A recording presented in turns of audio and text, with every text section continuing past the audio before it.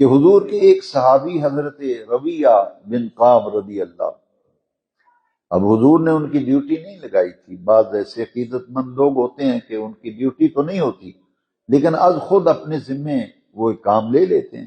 ایسے ہی صحابہ کرام میں سے حضرت ربیعہ وہ خوش نصیب صحابی ہیں جنہوں نے از خود اپنی ڈیوٹی سمجھ لی کہ میں تہجد کے وقت حضور کے لیے وہ جو وضو کا پانی ہے، آپ کا وضو کا برتن جو ہے پوزا جسے کہتے ہیں، میں حضور کا وضو کا پانی بھرا کروں گا، وضو جب فرمائیں گے پانی پیش کروں گا، اور حضور کا مسواک جب وضو کے لیے سرکار ارادہ فرمائیں گے پانی بھی بھروں گا، حضور کا مسواک بھی پیش کروں گا، اور حضور کے لیے مصلی بھی بچھاؤں گا۔ یہ انہوں نے اپنی ذمہ داری از خود ڈیوٹی لے لی اور روزانہ اس ڈیوٹی کو سر انجام دیتے تھے، انتظار میں رہتے تھے۔ جیسے سرکار مدینہ منورہ میں ستون تہجد آج بھی زیارت گاہ ہے، اور جب آپ زیارتیں کرتے ہیں تو آپ کو بتاتا ہے زیارت کرانے والا یہ ستون تہجد ہے، یہاں حضور تہجد کی نماز پڑھا کرتے تھے۔ تو وہ حضرت ربیعہ مصلی بچھاتے، حضور کو مسواک پیش کرتے، وضو کا پانی بھرتے۔ اب ایک دن نبی کریم علیہ السلام اتنے خوش ہوئے کہ یہ میرا اتنا خیال رکھتا ہے، خدمت کرتا ہے کہ بالالتزام ڈیوٹی نبھا رہا ہے، بڑا مشکل کام ہے روزانہ کسی کی خدمت اس طرح سے سر انجام دینا۔ تو حضور اتنے خوش ہوئے نا، تو نبی کریم نے فرمایا ربیعہ تو نے ہماری اتنی خدمت کی ہے کہ ہمارا دل خوش ہو گیا، مانگ کیا مانگتا ہے۔ اچھا یہاں یہ جو لفظ ہے نا حدیث شریف، میں چاہوں گا کہ تمام سامعین اس حدیث شریف کے لفظ کو ذرا دل کے اوپر لکھ لیں کہ حضور نے کیا فرمایا۔ یہ حضور کا ارشاد، آپ کو بہت سے سوالوں کا جواب مل جائے گا، بہت سی ایسی باتیں جو ذہن میں پیدا ہوتی ہیں ان کا جواب ملے گا۔ سرکار نے فرمایا سل ربیعہ، سل ربیعہ، سل یہ امر کا صیغہ ہے، سل کا معنی ہے مانگ، سل کا معنی ہے مانگ، سل ربیعہ فرمایا مانگ کیا مانگتا ہے، سل ربیعہ مانگ کیا مانگتا ہے۔ اس حدیث کی شرح میں محدثین نے فرمایا مراد یہ تھی کہ تو نے ہماری اتنی خدمت کی ہے، مانگ کیا مانگتا ہے، تجھے کیا دے دیا جائے۔ جیسے ہمارے علاقے میں ایک بچہ تھا، اس نے قرآن مجید حفظ کیا، تو اس کے والدین آ گئے تو انہوں نے کہا کہ جی قاری صاحب جنہوں نے میرے بچے کو حفظ کرایا میں ان سے ملنے آیا ہوں۔ تو جو ان کا استاذ تھا نا اس سے ملا، کہنے لگا جی تسی میرے پتر نو قرآن حفظ کرایا، بڑی محنت کرائی، دسو ہن مجھ لینی جی کہ گاں لینی جی۔ میں تمہیں راضی کرنا چاہنا، میرے بچے نو تسی منزل تے پہنچایا، جو تسی کہو گے، یا عمرہ کرا دینا کہندے ہو، مدینے پاک حاضری دے آؤ، گاں لینی جی مجھ لینی جی، کی لینا ہے۔ اب یہ آدمی کی اپنی پسند ہے، ہاں جی، کوئی کہے گا مجھے عمرہ کرا دو، چلو، کہتا کہ نہیں بھینس مجھے دے دیں، بچوں کے لیے دودھ کا انتظام ہو جائے گا۔ اب سرکار نے مطلقاً فرمایا نا، پابندی نہیں لگائی، فرمایا سل ربیعہ مانگ کیا مانگتا ہے۔ اب بڑا مشکل تھا کہ مانگنے والا کیا انتخاب کرے، کون سی چیز مانگے کون سی نہ مانگے۔ قربان جائیں، مسلم شریف میں یہ سیاستہ میں حدیث پاک ہے، ایسے دل کی کلی کھل اٹھتی ہے، کلیجے میں ٹھنڈ بڑھتی ہے، دل کو سکون مل جاتا ہے۔ مانگنے والے نے پتہ کیا کہا، انہوں نے کہا اسالو کا مرافقتک فی الجنت۔ اچھا یہ ایک تو وہ حدیث کے لفظ ذرا ذہن میں رکھیں، سل ربیعہ مانگ کیا مانگتا ہے، اور دوسرا مانگنے والا کہہ رہے اسالو کا، اسالو واحد متکلم کا صیغہ ہے، کاف ضمیر خطاب کی ہے، اس کا معنی یہ ہے میں آپ سے مانگتا ہوں، میں آپ سے۔ ابھی تک اس امت کو یہ نہیں پتہ چلا، بیسیں کرتے پھرتے ہیں کہ مانگنا چاہیے نہیں مانگنا چاہیے، نبی سے مانگنا چاہیے نہیں مانگنا چاہیے۔ بھئی اللہ والو حدیث شریف بار بار پڑھو، بار بار پڑھو۔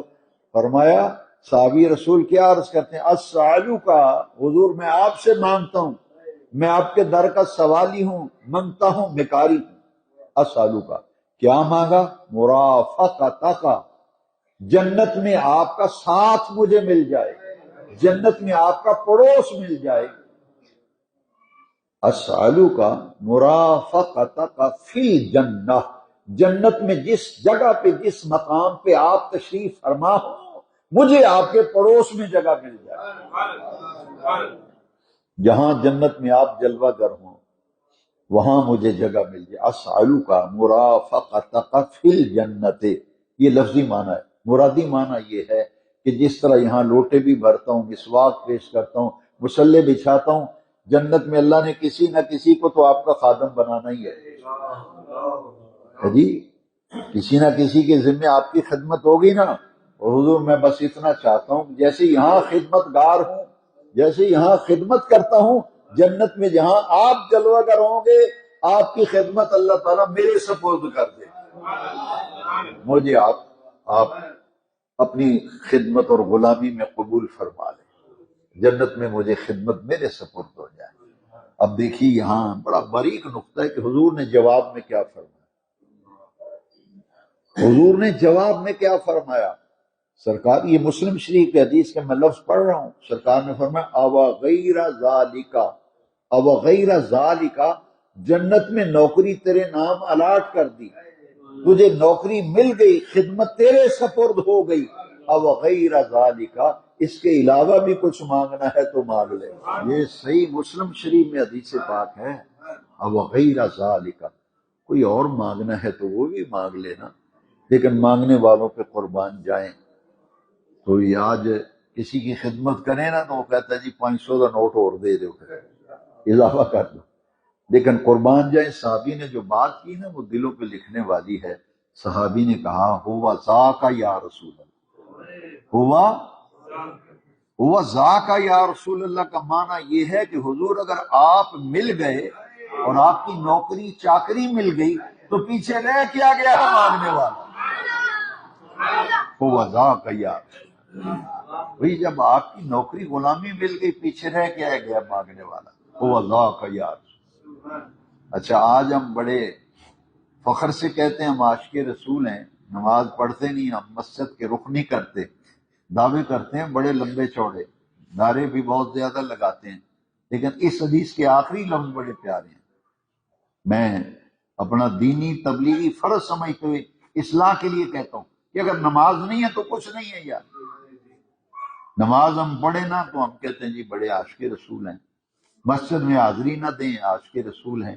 بھئی یہاں دیکھو جنت میں نوکری مل گئی نا، جنت میں، اور حضور کا پڑوس ملا، مرافقتک فی الجنہ، انہوں نے کیا کہا کہ لگیاں نے موجہ ہون لائی رکھی سونے، یہ کہا کہ بھئی جنت مل گئی اور نماز روزے دی چھٹی ہو گئی۔ بھئی جنت میں حضور کا پڑوس ملنے میں کوئی شک ہے تو کیا انہوں موجہ کرنی چاہیے سن پہ جنت لگ گئی تو کیڑی لوڑ ہے نمازاں متھے کسان دی؟ سرکار نے پتہ کیا فرمایا، حدیث ساری سنتے نہیں لوگ، یہ آخری حصہ بہت پیارا ہے، بہت پیارا ہے، بہت پیارا ہے۔ فرمایا اگر رب نے تجھ پہ اتنا کرم کیا ہے نا، اپنے محبوب کا تجھے جنت میں پڑوس دیا ہے، جنت میں تجھے اپنی غلامی میں نے قبول کر لیا، اب تیری بھی ایک ذمہ داری ہے، تیری بھی ایک، وہ کیا ہے؟ غور سے سنو، اسی پر بات ختم کرتے ہیں، یہ پوری گفتگو کا خلاصہ یہ ہے، اتنی عطائیں ہیں تو فرمایا پھر ایسا خیال کر علیک بکثرت السجود،